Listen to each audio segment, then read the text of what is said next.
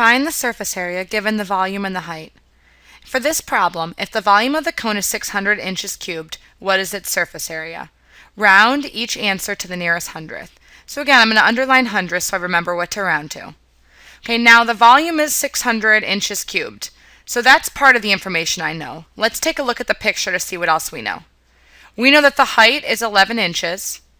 We're missing the slant height, and we're missing the radius. And we know that the surface area formula for a cone is pi r squared plus pi rl. So basically we're missing everything we need except for pi, and we already know what pi is. We know pi is always, we use 3.14 in our calculations.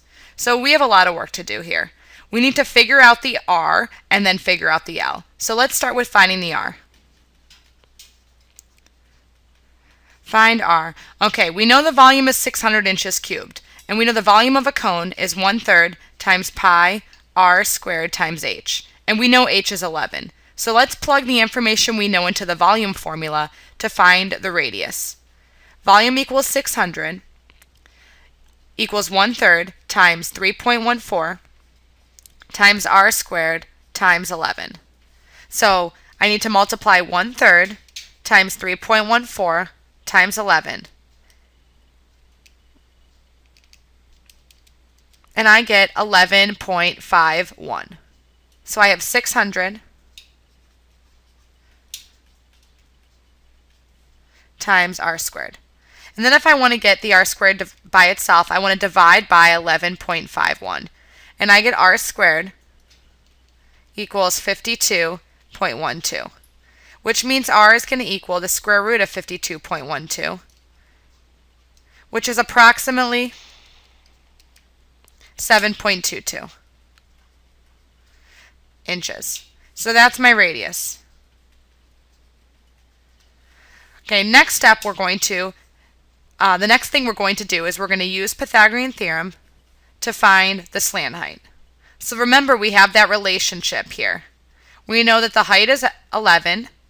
We know that the radius now is 7.22, and we're looking for the slant height. So we can do 11 squared plus 7.22 squared equals L squared.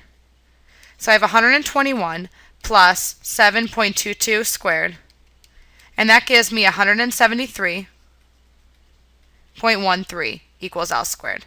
So that means L equals the square root of 173.13, which is 13.16.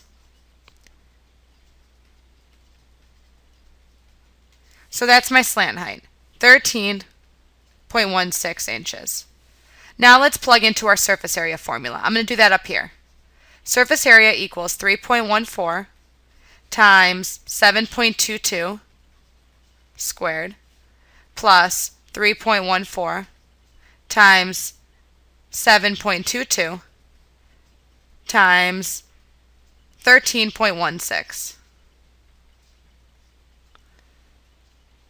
Now if I multiply and add this out, if I do 3.14 times 7.22 squared, I would get 163.68.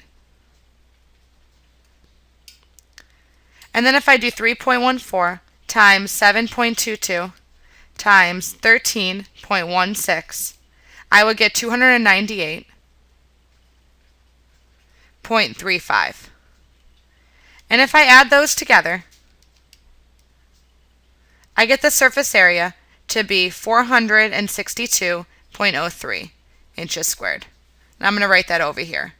462.03 inches squared.